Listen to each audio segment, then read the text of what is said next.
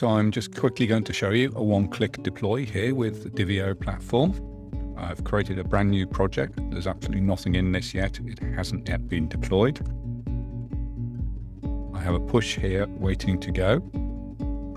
See, there's 2 undeployed commits at the moment. That's project creation. I'm going to push these changes here.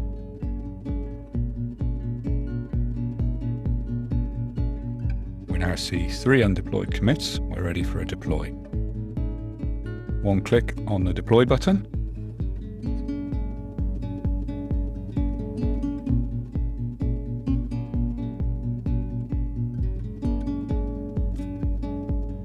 And the deploy is complete. And now click on the link.